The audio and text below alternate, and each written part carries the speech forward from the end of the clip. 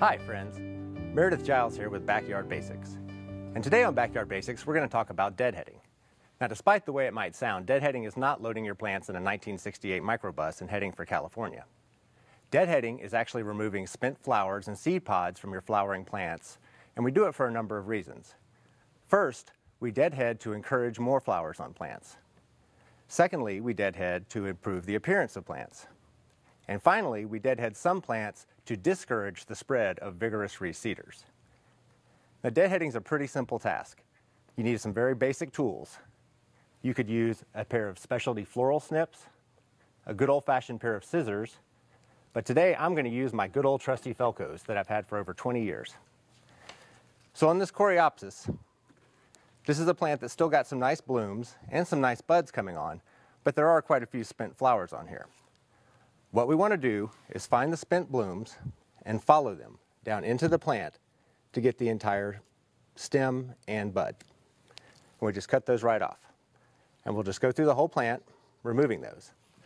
Now we do want to make sure we're not taking off new buds that haven't bloomed yet. If you're not sure which ones those are, just give it a little time. We hate to cut off good flowers.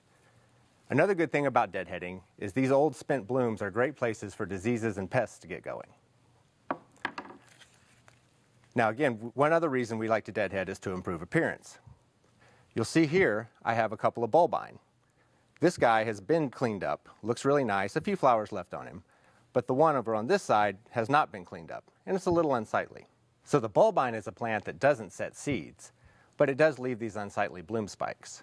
Again, when you go to trim these, you want to go down into the plant and remove the entire bloom spike so that it doesn't leave a mess. Now again, some plants need to be deadheaded to discourage the spread. One good example would be perhaps the datura.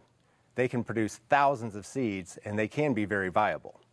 So cutting off those bloom spikes will not only encourage more blooms, but it can stop the spread of a very vigorous reseeding plant. Now there are some times when you don't want to deadhead.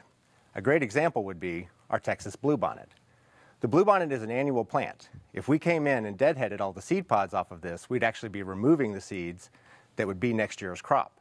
So we actually want to let these guys go to seed. They might get a little ratty looking, but that's our seed stock for next year. Also, if you want to have some more seeds, let's say you want to seed a new part of the garden or share some seeds with a friend, leave a few seed pods. Wait till they mature on the plant and then harvest them, dry them out a little while, and you can share them with your friends, start them in pots, put them out in the garden. Now after you've deadheaded everything, would be a great time to hit your plants with some liquid seaweed.